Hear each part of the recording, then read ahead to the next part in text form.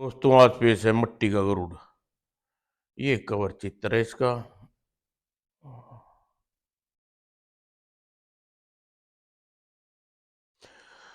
बहुत समय पहले की बात है। कोसाली पर राजा सूर्यकांत का राज था। एक रात जब वह अपने कक्ष में विश्राम कर रहा था तो कक्ष में एक आवाज गूंजी, सूर्य राजा सूर्यकांत, अभी या फिर, अभी या फिर।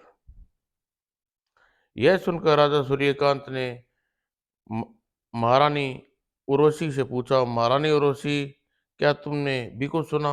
हाँ महाराज, कह रहा था अभी या फिर, अभी या फिर। महारानी इस कथन का सुनकर राजा सूर्यकांत आश्चर्य से चारों ओर देखने लगा। कौन है जिसने हमें संबोधित करने अभी या फिर कहा? जो भी हो हमारे सामने आए। जब उसकी बात का कोई जवाब नहीं मिला तो वह महारानी उर्वशी बोला, महारानी कक्ष में तो कोई नहीं है, फिर यह आवाज कैसे आई? महाराज, कहीं यह किसी प्रेत आत्मा का चक्कर तो नहीं है? महारानी, हमारे राज्य में किसी प्रेत आत्मा का भला क्या काम काम नहीं, यह किसी प्रेत आत्मा की आवाज नहीं है। तो फिर यह किसकी आवाज है महाराज? तब राजा सूर्यकांत सोच में पड़ गया। कुछ उसकी कुछ समझ में नहीं आया। महारानी, हमें पुकारने वाला कोई भी हो, लेकिन उसकी बात का मतलब समझ में नहीं आ रहा। अभी या फिर, भला यह क्या मतलब हो सकता है? महाराज, मुझे तो अभी या फिर किसी गूढ़ बात का अर्थ मालूम दे रहा है। आप कल ही धर्मगुरु शालिंद कृष्ण से इस बारे में परामर्श कर कीजिए। वे अनुभवी व्यक्ति हैं, मुझे विश्वास है अभी या फिर का मतलब वह आपको जरूर बता देंगे। महारानी, तुम ठीक कह रही हो, हमें धर्मगुरु का ध्यान तो हमें आया ही नहीं। कल ही हमें उनसे विषय में इस विचार विमर्श करेंगे। दूसरे दिन राजा सूर्यकांत धर्मगुरु से शालिनी कृष्ण के आश्रम को राजमहल बुलाया। उदार औदारणीय धर्मगुरु, कल रात हमें एक अजीब दुविधा में है। धर्मगुरु, कल रात जब हम हमारे कक्ष में विश्राम कर रहे थे तो अचानक किसी ने हमें पुकारा। हमसे कहा, राजा सूर्यकांत अभी या फिर। क्या? हाँ धर्मगुरु, हमारी समझ में यह नहीं आया कि अभी या फिर कहने वाला शक्ति कौन है, और इन शब्दों का अभी या फिर कहने का मतलब क्या है? महाराज, एक बात आप बताइए, आपको पुकारने वाली आवाज नारी की थी? धर्मगुरु, आवाज नारी की ही थी। क्या हुआ धर्मगुरु, आप यह सोचकर चौंक क्यों गए? ओह, तो गजब हो गया। महाराज, बात ही कुछ ऐसी है, आपको कल पुकारने वाली आवाज विपत्ति की थी। वह आपके राज्य में आना चाहती है। क्या? यह तो वह, हाँ महाराज, वह अभी या फिर कहने से आपने पूछना चाहती थी, वह अब हमारे राज्य में आए। ओह धर्मगुरु, फिर क्या किया जाए? महाराज, जब विपिन ने आपने पुकारा ही लिया तो वह इस राज्य में आएगी तो अवश्य है। अब आपकी इच्छा के ऊपर है, आप उसे बुलाना चाहते हैं अगले क्षण तो तुम ही विपत्ति हो।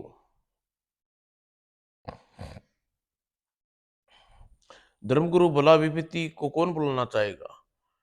महाराज, जब इस प्रकार की बातें का समय नहीं है, आज रात वह पुनः आपसे पूछने आएगी तो उसे क्या जवाब देंगे? धर्मगुरु, मेरी बात तो समझ में कुछ नहीं आ रही, आप ही कुछ हल सुझाइए। तो सुनिए महाराज, उचित यही होगा कि आपको आने वाले को निमंत्रण दे। अभी आप युवा हैं, इसलिए यदि इस उम्र में विपत्ति आई तो आप हिम्मत से उसका सामना कर सकते हैं। अगर आयु ढलने पर विपत्ति आई तो आपको अधिक कष्ट उठाना पड़ेगा और आपका सामना भी नहीं कर पाएंगे। ठीक है धर्मगुरु, आज रात जब विपत्ति आएगी तो मैं उसे यही कहूंगा कि आपने मुझे मुझे जो आपने मुझे बताया है। उस रात जब राजा सूर्यकांत अपने शयन कक्ष में पहुंचा तो कल वाली आवाज फिर सुनाई दी।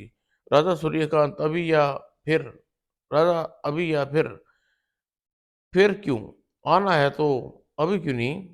ठीक है, मैं आ रही हूँ। अगले क्षण, तो तुम विपत्ति हो। मुझे खुशी है महाराज, आपने मुझे पहचान लिया। विपत्ति तुम हमारे राज्य में तो आई तो गई है, लेकिन हम तुम्हें वचन देते हैं कि तुम अपने पाँव इस राज्य में जमने नहीं देंगे। सिर दी तुम्हें कौशाली से खदेड़ देंगे। महाराज, आपने मुझे चुनौती दी है, मैं आपकी चुनौती स्वीकार करती हूँ। देखती हूँ आपकी जितनी, या आप मुझे जानती हैं या आप मुझे जीतते हैं। मुझे भी तुम्हारी चुनौती स्वीकार है। विपत्ति, तब ठीक है महाराज, 2 दिन पश्चात कौशाली पर मेरा आक्रमण होने वाला है। यदि हिम्मत है तो मेरा सामना करने के लिए तैयार रहना। और अदृश्य होने के पश्चात 2 दिन पश्चात विपत्ति किस प्रकार कौशाली पर आक्रमण करेगी? अभी तक तो हमारे राज्य में चारों ओर सुख सुविधा विपरीत हैं।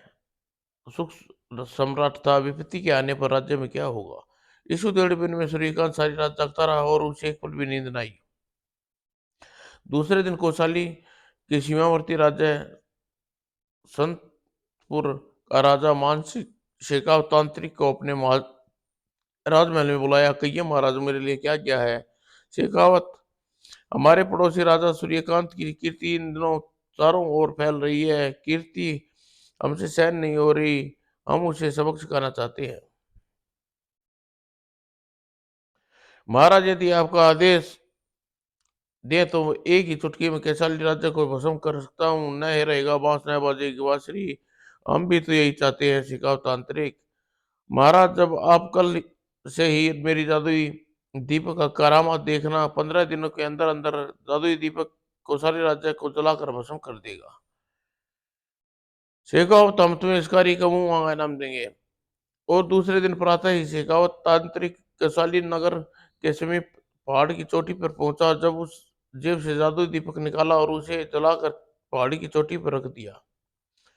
दीपक 15 दिनों के अंदर अंदर तुम्हें कैसाली नगर में भस्म कर देना है। आज से 15 दिन तुम इस पहाड़ी पर विस्फोटक कर देना, और फिर पहाड़ी ज्वालामुखी बन जाएगा और गर्मा गर्म लावा नीचे कौशाली नगर में नगर दब जाएगा। दीपक आदेश देकर तांत्रिक पहाड़ से उतर गया और राजा सूर्यकांत के सामने विपत्ति पुनः प्रकट हुई। महाराज, कौशाली पर मैं आज अपना आक्रमण कर चुकी हूँ। पहाड़ की चोटी पर एक जादुई दीपक रखा है चुका है। दीपक 15 दिन पश्चात दीपक की जलती लो की गर्मी से पहाड़ की चोटी पर धधकता ज्वालामुखी बन जाएगी, और तब पहाड़ फूट पड़ेगा और उसमें निकलने वाली आग की लपटें, तब लावे से यह राजा भस्म हो जाएगा। इतना कहकर विपत्ति अदृश्य हो गई। विपत्ति की बात सुनकर राजा सूर्यकांत घबरा गया। उसने सैनिकों को बुलाकर आदेश दिया, सैनिकों, हमारा आदेश है कि अगर पर्वत के शिखर पर कोई दीप जल रहा हो, वो तो तुरंत बुझाकर वापस लौटाओ। जो आज्ञा महाराज। और राजा का आदेश पाकर सैनिक कक्ष से बाहर निकल गए।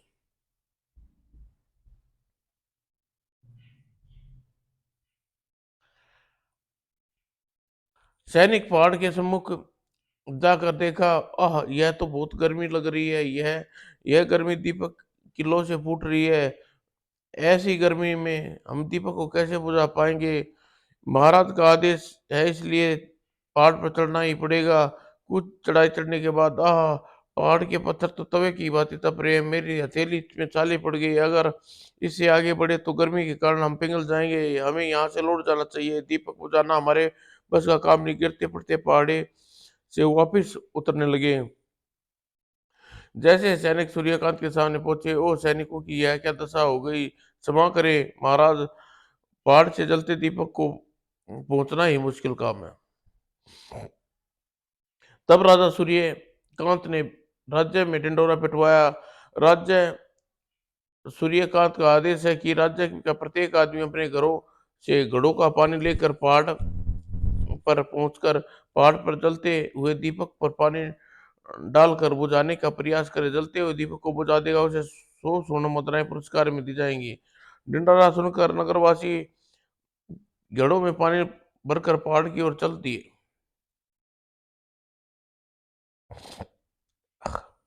लेकिन पहाड़ पर लेकिन जैसे ही वे लोग पहाड़ के पास पहुंचे, अरे अरे, घड़े का पानी तो भाप बनकर अपने आप उड़ गया।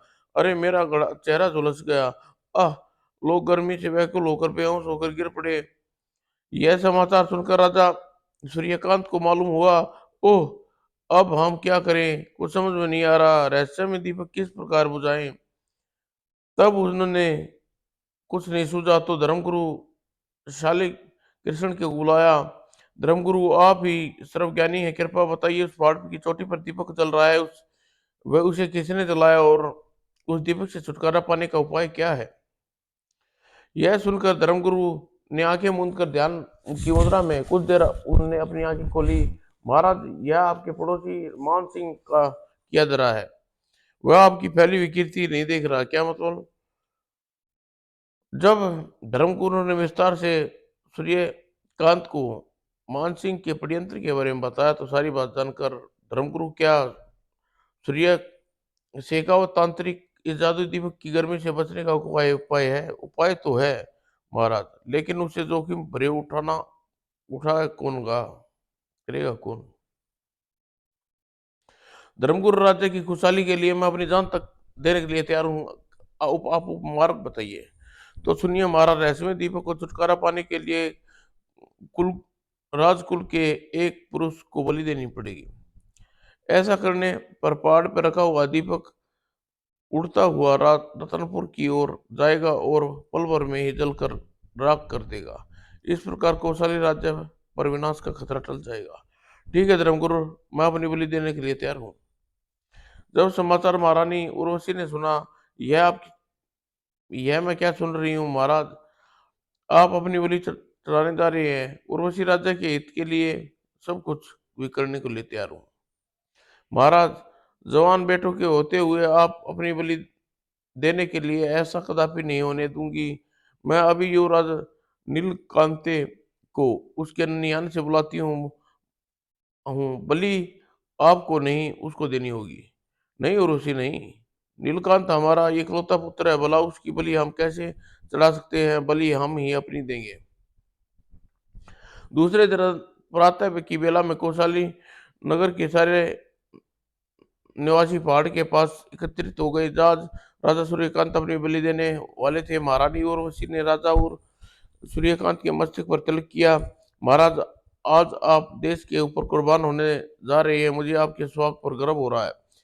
राजा हो तो ऐसा राज्य के ऊपर प्राण न्यौछावर कर रहा है। हमारे महाराज मान है। तत्पश्चात सूर्यकांत ने अपने कुलदेवी को स्मरण किया। कुलदेवी, मुझे शक्ति दो ताकि मैं अपनी कसौटी पर खरा उतरूं। और सूर्यकांत ने अपनी तलवार हवा में लहराई, जय काली। और फिर सूर्यकांत की गर्दन एकाक वार से कटकर भूमि पर गिरी और खून के छींटे पड़ते ही पहाड़ पर पड़े। ओह, यह क्या! पहाड़ की चोटी पर रखा हुआ दीपक उड़कर रतनपुर की ओर जा रहा है। अरे, दीपक उड़ता हुआ लोगों की दृष्टि से ओझल हो गया और जैसे ही हवा में रतनपुर राजमहल में पहुंचा, शेखावत तांत्रिक, यह जलता हुआ दीपक इधर इधर उड़कर क्यों आ रहा? ओह महाराज, लगता है कौशाली नरेश, किसी राजकुल ने, किसी पुरुष ने जादुई दीपक के प्रकोप से बचने के लिए अपनी बलि दे दी। अब हमारी खैर नहीं है। दीपक क्षण भर में रतनपुर को जलाकर राख कर देगा। और अगले पल दीपक ने राजमहल में आग लगा दी। अनर्थ हो गया। कुछ ही देर में वह सारा रतनपुर धू धू करके जलने लगा। बचाओ! और रतनपुर जल्द ही राख की ढेर में बदल गया। इधर कौशाली नगर में कला कौशाम्बी देश के नगरवासियों, मैं कौशाम्बी राजघराने की कुलदेवी हूँ। तुम्हारे राजा सूर्यकांत की देशभक्ति देखकर मैं अत्यंत प्रसन्न हुई। अपने प्राणों की बलि लगाकर उसने अपने जलते हुए दीपक को कौशाम्बी की रक्षा की है। कुलदेवी, हमारे राजा को जीवित कर दो। राजा सूर्यकांत के बिना राजा कौन संभालेगा? कौशा कौशाम्बी के नगरवासियों ने राजा सूर्यकांत की आयु अभी शेष है, इसलिए उसे पुनर्जीवित कर देता हूँ। जय कुलदेवी। और कुलदेवी ने राजा सूर्यकांत का कटा हुआ सिर उठाकर सूर्यकांत के धड़ से जोड़ दिया। अगले पर, ओ कुलदेवी आप, सूर्यकांत उठो, तुम्हारा बलिदान व्यर्थ नहीं गया। वह जलता हुआ दीपक उड़कर रतनपुर को राख का ढेर बना चुका है। तूने अपनी बलि देकर अपने कुल की मर्यादा की लाज रख ली। राजा हो तो ऐसा। और राजा सूर्यकांत को आशीर्वाद देकर कुलदेवी अंतर ध्यान हो गई। उधर सूर्यकांत ने महारानी वैसारी को दृष्टि डाली। ओह महारानी, और उसी बेहोश, लगता है यह मेरी मौत का सदमान सह नहीं पाई, मुझे सीधी होश में लाना चाहिए। तब एक आदमी आगे बढ़ा और पानी का पात्र सूर्यकांत को दे दिया। सूर्यकांत ने जल्दी ही पानी के छींटे मारे, राजू रानी उर्वशी के मुंह पर मारे और उन्हें होश आ गया। महाराज आप जीवित हैं। हाँ महारानी, कुलदेवी के प्रताप से पुनः जीवन दान मिल गया। उठो, खतरा टल गया है, राजमहल चलो। तब सूर्यकांत और महारानी उर्वशी के साथ राजमहल लौट गए। उस रात जब सूर्यकांत शयन कक्ष में थे, विपत्ति, लगता है तुम बड़े क्रोध में हो। सूर्यकांत, आज तो तुम्हारे देश प्रेम के कारण तुम विपत्ति को अपने सिर से टाल गए। याद रखना, मैं तुम्हें छोड़ूंगी नहीं। आज तक विपत्ति को आना नहीं सीखा, कल फिर मैं तुम पर विपत्ति का पार टूटेगा। इस विपत्ति में तुम्हें कोई नहीं बचा पाएगा। विपत्ति, तुम कितनी चाले चल लो, मैं डट कर तुम्हारा मुकाबला करूंगा। यह सुनकर विपत्ति ने घूर कर सूर्यकांत को देखा और वहां से अदृश्य हो गई। और दूसरे दिन प्रातः महाराज सखियों के साथ पार्वती की पूजा करने नंद वन में से स्थित गौरी मंदिर में जाना चाहती हूँ। इसमें पूछने की बात है महारानी, तुम दुर्गा माँ की पूजा पर को जा सकती हो।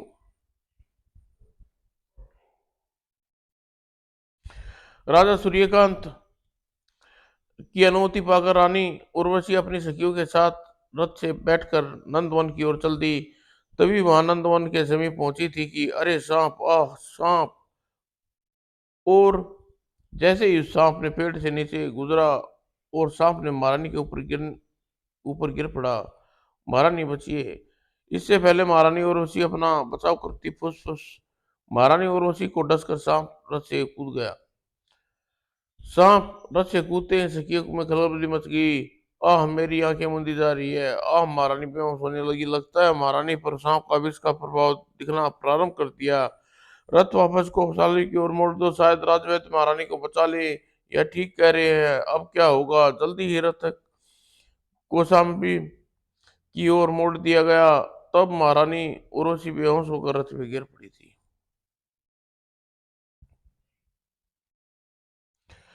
जब तक रथ कौशाम्बी पहुंचा, महारानी उर्वशी ने दम तोड़ चुका था। वाह, यह क्या हुआ महारानी, तुम हम हंसती मुस्कुराती हमें हम आज्ञा लेकर गई थी। महारानी उर्वशी के शव और रथ से उतारा गया, राजमहल में ले जाया गया। तत्पश्चात सूर्यकांत ने एक सेवक को आदेश दिया, युवराज नीलकांत इन दिनों अपने नाना राजा देवराज के यहाँ है। तुरंत ही देवनगर जाओ और युवराज को महारानी उर्वशी की मृत्यु का समाचार दो। जितनी जल्दी हो सके युवराज को साथ लेकर ही वापस लौटता हूँ। उनके आने पर ही रानी का अंतिम संस्कार होगा। जी महाराज। सेवक के जाने के पश्चात सूर्यकांत राजवैद्य को बुलाया। राजवैद्य जी, युवराज को देवनगर के से यहाँ जाना में कोई दिन लग जा सकते हैं। तब तक महारानी के शव को संभाल कर रखना। आप कोई ऐसा लेप बनाइए जिससे शव पर लगे उन्हें से दुर्गंध न उठे। जो आज्ञा महाराज। राजवैद्य ने सिरदी विशेष प्रकार का लेप बनाया, जिसका लेप महारानी उर्वशी के शव पर लगा दिया। उधर 2 दिन पश्चात सेवक देवनगर पहुंचा। वहां पहुंचकर युवराज नीलकांत को महारानी की उर्वशी की मृत्यु की सूचना दी। क्या वह रिमा मर गई? नहीं, ऐसा नहीं हो सकता। युवराज नीलकांत फुट फुट कर रो पड़ा। चुप हो जाइए युवराज, भगवान को ऐसी इच्छा थी। मैं आपको लेने आया हूँ। आपको मेरे साथ कुशाली चलना होगा। आपके जाने पर महारानी का अंतिम संस्कार का तब आंसू बहाता युवराज नीलकांत सेवक के साथ कुशाली चल दिया। उधर विपत्ति सूर्यकांत से कह रही थी, क्यों राजा सूर्यकांत, तुमने मेरी महानता का पता चला? विपत्ति, यह मां मैं यह मानता हूँ कि महारानी उर्वशी सुरक्षित हार गई, पर ये मेरी सांस में सांस है, तुम्हें कभी हार नहीं मानूंगा। सूर्यकांत, तू बड़ा हठी है। ठीक है, अभी तूने मेरी शुरुआत देखी है, अभी आगे देखना तूने कैसी कैसी मुसीबत का सामना पड़ेगा। मैं मुसीबतों का सामना करने के लिए तैयार हूँ। विपत्ति ठाका मार कर अदृश्य हो गई। 5 दिन पश्चात त्रियोधा नीलकांत सेवक के साथ कौशाली पहुंचा। उसने महारानी उर्वशी की चिता को अग्नि दी। धीरे धीरे दुर्घटना को कई दिन बीत गए। तब राजा सूर्यकांत नीलकंठ के कक्ष में गए। युवराज, यह मूर्ति किसकी बना रहे हो? पिताजी, यह मेरी माँ महारानी उर्वशी की मूर्ति है। नीलकांत की बात सुनकर सूर्यकांत ने समझाया, बेटा नीलकांत, हम जानते तुम मिट्टी की मूर्तियां बनाने में तुम विशेष रुचि है। अब तुम बड़े हो गए हो, अतः तुम्हें इस प्रकार की मिट्टी की मूर्तियां बनाता शोभा नहीं देता। पिताजी, महाराज ये आप क्या कह रहे हैं? मैं सही कह रहा हूँ बेटा, तुम एक राजकुमार हो, इसलिए तुम एक कुमार न रहकर एक राजकुमार की तरह आनवान से रहो। पिताजी, महाराज यह मुझसे नहीं होगा, मैं मूर्ति बनाना नहीं छोड़ सकता। नीलकांत का जवाब सुनकर सूर्यकांत क्रोध में कांप उठा। मुझे जुबान लड़ाता है? जा, इसी समय मेरे राज्य से निकल जा और दोबारा इस राज्य में वापस न लौटना। जब तुम कई बहादुरी भरा कारनामा करे, अन्यथा इस ओर मुंह नहीं करना। आपका आदेश सिर माथे पे पिताजी। इतना कहकर नीलकांत कक्ष से बाहर निकल गया। यह सुनकर सब दंग रह गए। महाराज ने अचानक यह क्या हो गया? अपने इकलौते पुत्र को राज्य निकाला दे दिया। लगता है महारानी की मृत्यु से राजा बुरा गए हैं। जो कुछ भी हुआ बहुत बुरा हुआ। महाराज को ऐसा आदेश नहीं देना चाहिए था। पर नीलकांत राज्य छोड़कर जा रहा था। दूसरी ओर विपत्ति सूर्यकांत से कह रही थी, सूर्यकांत, अब भी मुझसे हार मान ले, अपने इकलौते पुत्र को वापस बुला ले। नहीं, मैं तुमसे हार नहीं मानूंगा, तू चाहे 1 लाख जतन कर लो।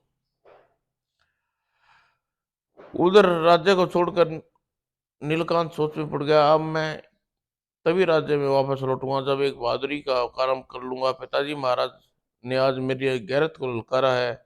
यह सब सोचना हुआ नीला नीलकांत कौशाम्बी से दूर चला गया।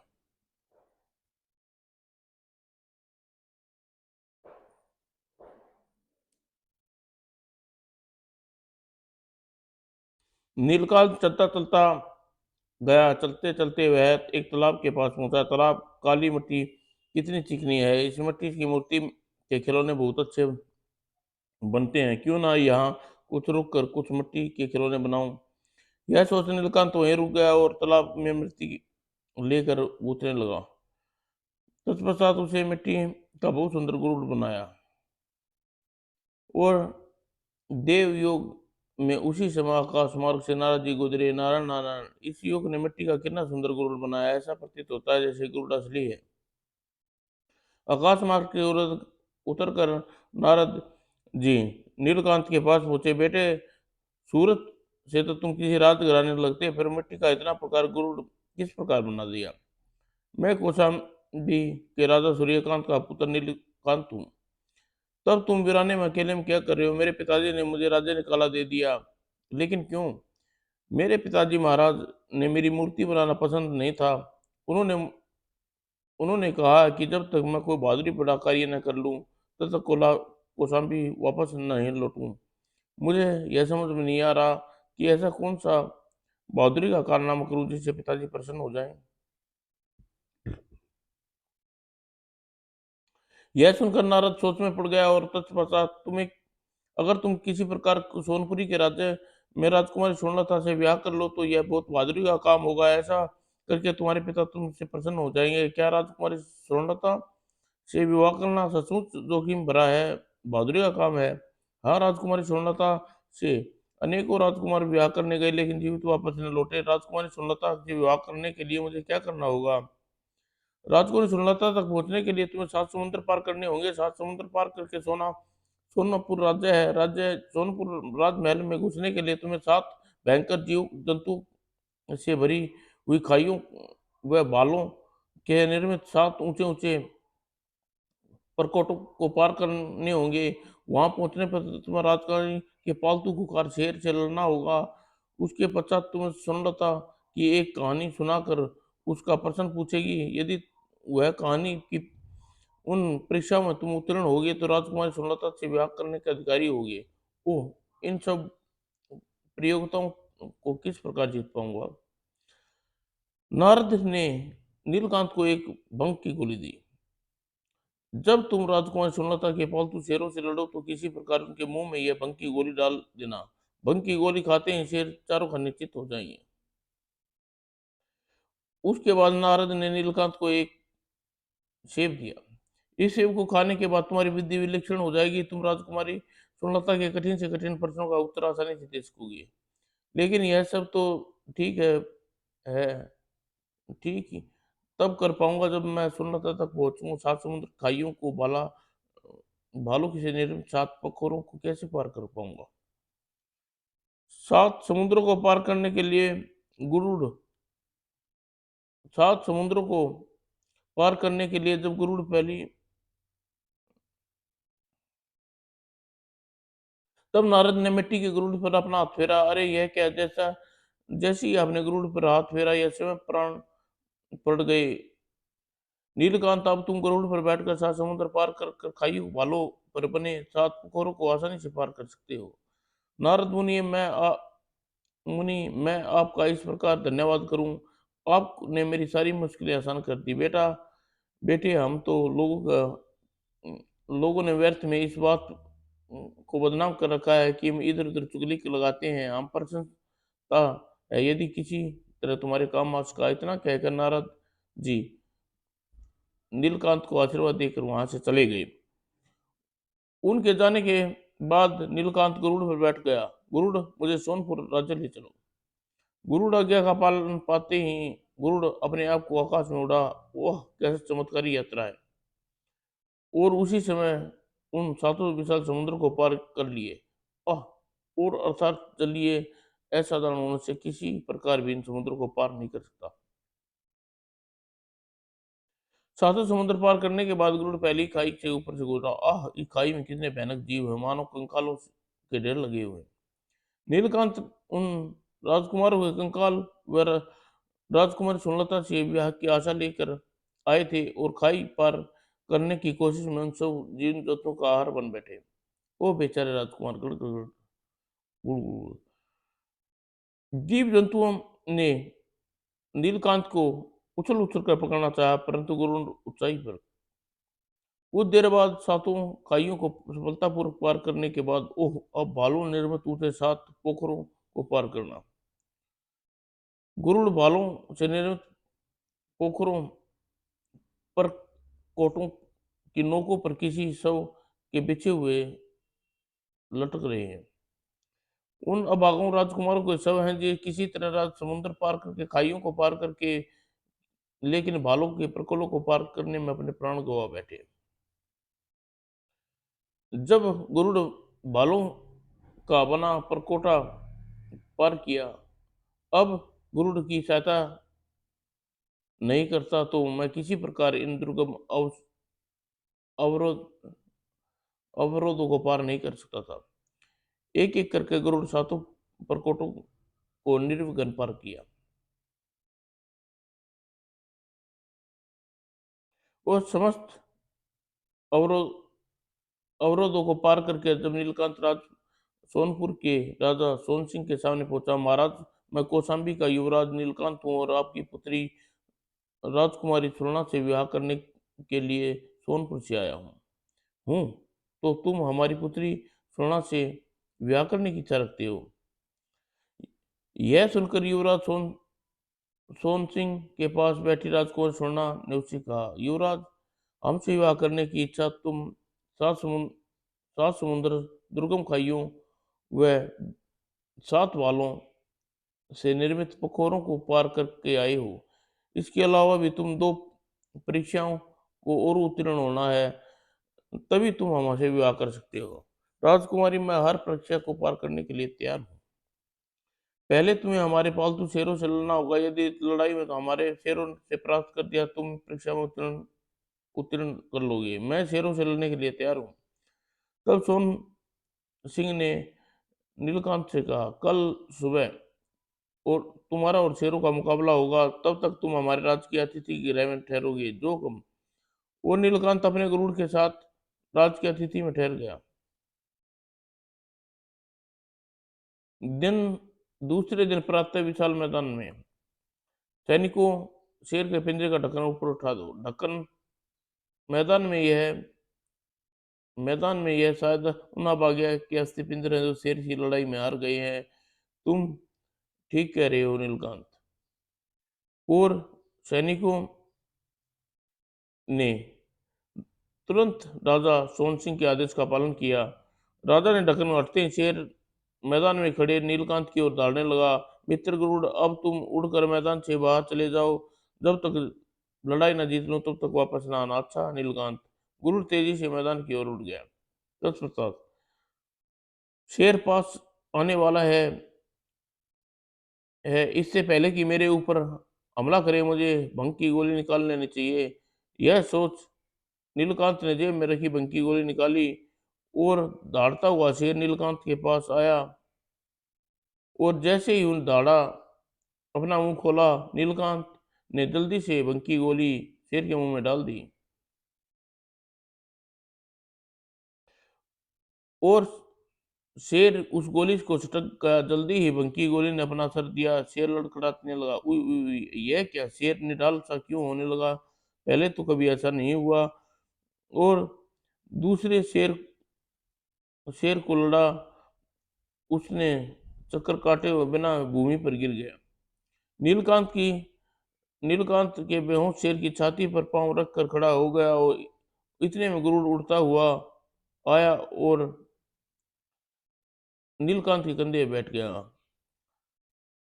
महाराज, मैं पहली परीक्षा में उत्तीर्ण हुआ, इसमें कोई शक नहीं। युवराज, तुम कल दूसरी परीक्षा परीक्षा दी जाएगी।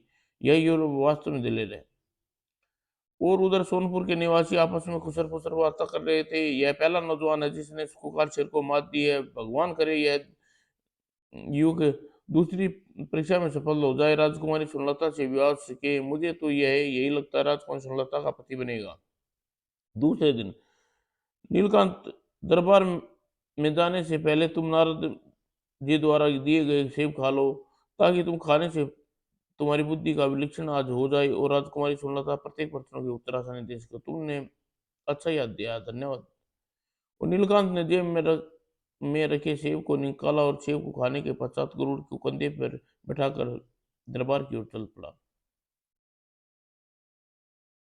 दरबार में पहुंचते ही, युवराज, क्या तुम दूसरी परीक्षा देने के लिए तैयार हो? हाँ राजकुमार। तो सुनो, मैं तुम्हें एक छोटी सी कहानी सुनाती हूँ। कहानी सुनने के बाद तुम उस प्रश्न से पूछूंगी, प्रश्न का जवाब 5 मिनट के अंदर अंदर देना होगा। कहानी सुनाइए राजकुमारी। तो सुनो, अशोकगिरी वन में ज्वाला नाम का एक महात्मा रहते थे। वे हमेशा तपस्या में लीन रहते थे। कभी कभी मुंह से ओम की आवाज निकलती थी और मैं यदि जैसी सवाई देती थी। यदि एक दिन जब ज्वाला तप तपस्या में लीन थे तो एक डरपोक आदमी उसके पास गुजरा। लगता है बड़े ज्ञानी ध्यानी ऋषि हैं, मुझे उनसे कोई उपदेश लेना चाहिए। यह सोचकर वह वहीं रुक गया और ज्वाला ऋषि के आगे घुटनों के बल बैठ गया। ऋषि, और मुझे कोई उपदेश दो। ज्वाला ऋषि आंखें नहीं खोली। उसके मुंह से मैं शब्द सुनाई दिया, मैं अक्सर, शायद ऋषि, उपदेश है कि मैं का क्या अर्थ होता है? यह सोचता हुआ रहा और कुछ समझ में नहीं आया।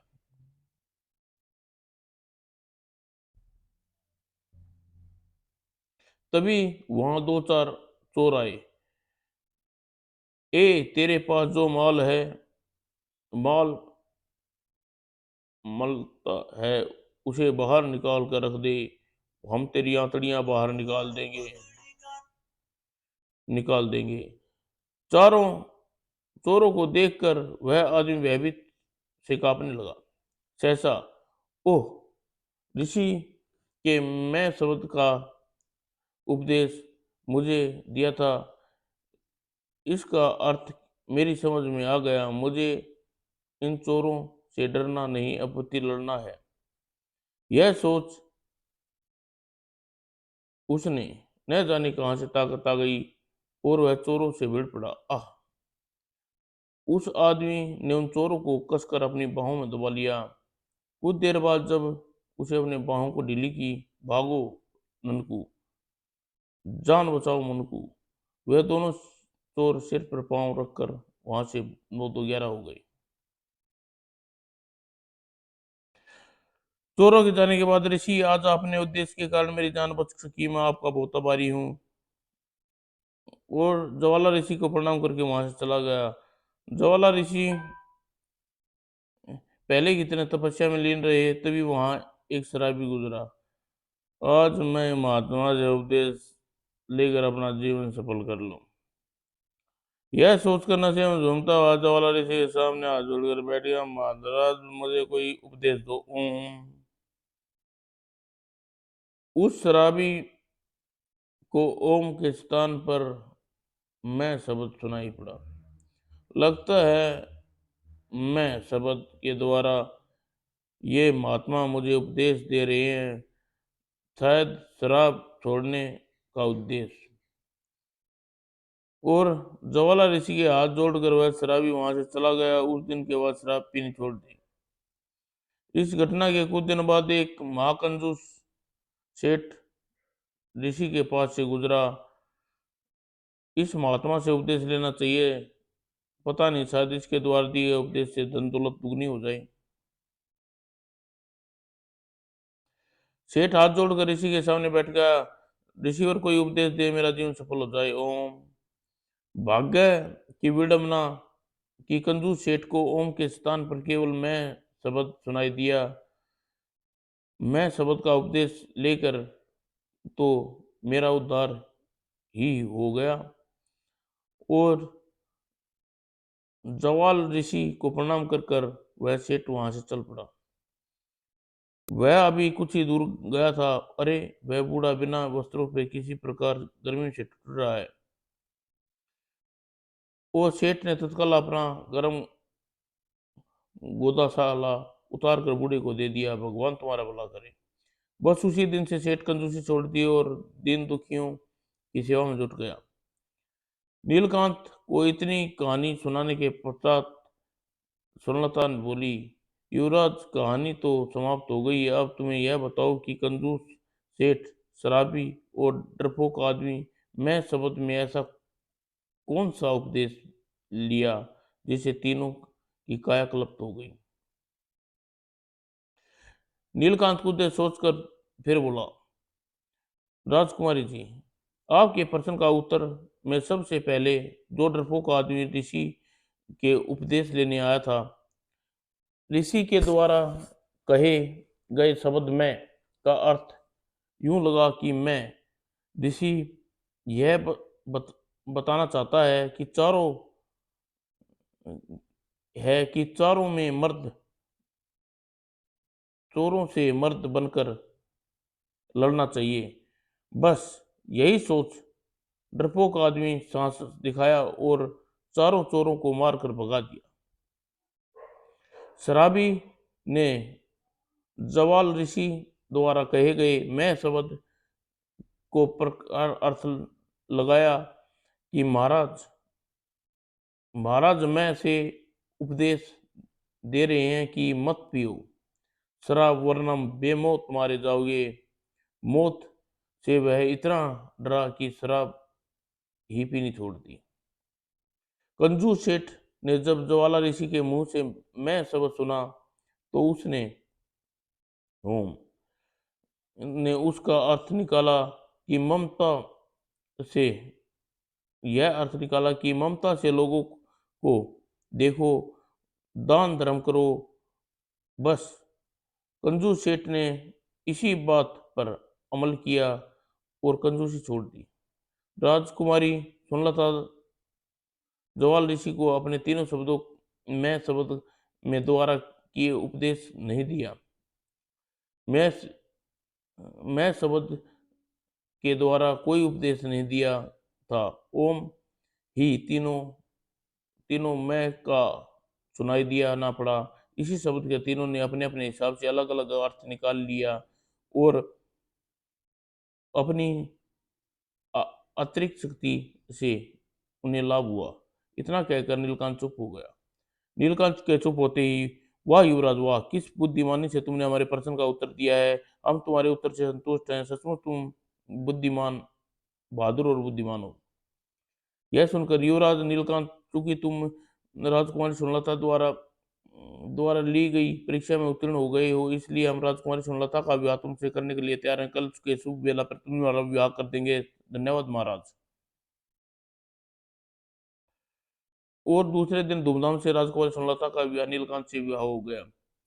दूसरी कोसाली में विपत्ति अपना कहर ढा रही थी। महाराज, इस वर्ष बरसात न होने पर सूखा पड़ गया, भूखे मरने की नौबत आ गई, कुछ कीजिए ना। प्रधानमंत्री जी, राजकोष में धन निकाल कर दूसरे राज्यों से अन्न मंगा कर राज्य के लोगों को बंटवा दो। ध्यान रहे किसी भी आदमी को भूखा न रहे। इस प्रकार राज्य कोष ने धन राजा सूर्यकांत के खूब सूखे का सामना डट कर किया। यह देख विपत्ति जल भुन गई। सूर्यकांत मुझे बार बार मात दे रहा है, मेरा हर प्रयास विफल कर रहा है। अब देखती हूँ मुझे कैसे हराता है। और सूखा पड़ने के एक माह बाद खूब घनघोर वर्षा हुई, जिससे कौशाम्बी राज्य की समीपी बहने वाली पुष्प पुष्पशिला नदी में बाढ़ आ गई। महाराज, बाढ़ विनाश लीला का कारण बन गई, लाखों लोग बेघर हो गए हैं। प्रधानमंत्री जी, सभी पीड़ितों को सुरक्षा पूर्वक पहाड़ी की चोटी पर पहुंचा दो और उन्हें समस्त समस्याओं का समाधान करो। यह हमारा आदेश है। और सूर्यकांत ने बड़ी सूझबूझ से बाढ़ का सामना किया। इस प्रकार राजा सूर्यकांत हर विपत्ति से वार बेकार करते जा रहे थे। अंत में वह निराश हो गए। राजा सूर्यकांत सचमुच से एक श्रेष्ठ राजा है। मैं चाहकर भी इसके राज्य में अपने पाँव नहीं जमा सकती। मुझे इससे राज्य से दूर चला जाना चाहिए। यह सोचकर वह राजा सूर्यकांत के समीप गई और बोली, राजा सूर्यकांत, जाग रहे हो या सो रहे हो। यह सुनकर सूर्यकांत की आंखें खोली। ओ विपत्ति, तुम मुझे मेरे राज्य में मौजूद हो तो मुझे भला नींद कैसे आ सकती है। कहो क्या कहना चाहती है। राजा सूर्यकांत, मैं तुमसे हार मानती हूँ। अब मैं तुम जीते मैं हारी। क्या मतलब। राजन, मैं तुम्हारी कर्तव्यनिष्ठा और देशभक्ति के आगे झुक गई हूँ। मुझे हार मानकर इस राज्य से जा रही हूँ। यह सुनकर राजा सूर्यकांत उदास हो गया। क्या क्या सूर्यकांत, क्या तू हमारे जाने क्या हमारे जाने पर तुम्हें प्रशंसा नहीं हुई। नहीं, ऐसी बात नहीं है। तब तुम्हें उदास होने का कारण क्या है। विपत्ति हमने तुम्हारे विपत्ति हमने तुमने हमें बहुत दुख दिया। तुम्हारी प्रिय रानी उर्वशी तक को तुमने छीन लिया। हमारा इकलौता पुत्र नीलकांत हमसे दूर होकर न जाने कहाँ दर दर के भटक रहा है। तुम्हारे कारण जो हुआ, विपत्ति केवल तुम्हारे कारण। यह सुनकर राजा सूर्यकांत, मैं तुम्हारा मृत रानी उर्वशी को तो जीवित नहीं कर सकती। हाँ, तुम्हारे बिछड़े पुत्र को तुमसे अवश्य मिला सकती हूँ। क्या तुम जानती हो युवराज नीलकांत इस समय कहाँ है। युवराज नीलकांत इस समय सात समुद्र पार सोनपुर राज्य में है और राजकुमारी सोमनाथ से विवाह हो चुका है। क्या कह रही हो। युवराज इतना बहादुर तो न था जो सात समुद्रों को पार कर जाता। और वहां की राजकुमारी सुनलता से विवाह करने की कोशिश में तो बहुत से राजकुमार ने अपनी जान से हाथ धो बैठे हैं। नीलकांत का विवाह राजकुमारी सुनना से हुआ। सूर्यकांत नीलकांत अब पहले जैसा नहीं रहा। नारद की कृपा से बहुत बहादुर और बुद्धिमान हो गया है। वो विपत्ति, यह तुमने बहुत ही शुभ समाचार सुनाया है। इसलिए अपने पुत्र से मिलूंगा कैसे, उसे देखने के लिए मेरी आंखें तरस रही है। सूर्यकांत, मैं आज ही तुम्हारे राज्य से जा कर संध्या तक नीलकांत को अपनी अपनी पत्नी के साथ कौशाम्बी पहुंच जाएगा। इतना कहकर वह दृश्य हो गई। और उधर सोनपुर राज्य से नीलकांत एक रात सोया हुआ था। नीलकांत, तुम्हारे पिता तुमको बहुत याद में तड़प रहे हैं। तुम्हें सिर उनके पास पहुंच जाना चाहिए। यह सपना देखकर नीलकांत की आंखें खुल गई। यह कौन थी जो मुझे सपने में दिखाई दी? मुझे कौशाम्बी वापस लौट जाना चाहिए। नीलकांत सोच में पड़ा और दूसरे दिन प्रातः ही सोनपुर के पास पहुंचा सोन सिंह के पास पहुंचा। महाराज, मैं आज कौशाम्बी राजा जाना चाहता हूँ। जैसी इच्छा बेटे। और नीलकांत अपनी पत्नी स्वर्णा के साथ गरुड़ पर बैठा और कौशाम्बी की ओर चल दिया। भगवान तुम दोनों को सदा सुखी रखे। और उसी शाम जब युवराज नीलकांत और कौशाम्बी पहुंचा, महाराज, पिताजी, महाराज, स्वर्णा से विवाह करके मैंने अपनी बहादुरी का परिचय दिया है। हमें मालूम है बेटे। इतना कहकर सूर्यकांत ने नीलकांत को छाती से लगा लिया और स्वर्णा को आशीर्वाद दिया और तीनों को प्रशंसापूर्वक रहने लगे। विपत्ति न भूलकर दोबारा कौशाम्बी की ओर रुख किया। समाप्त दोस्तों।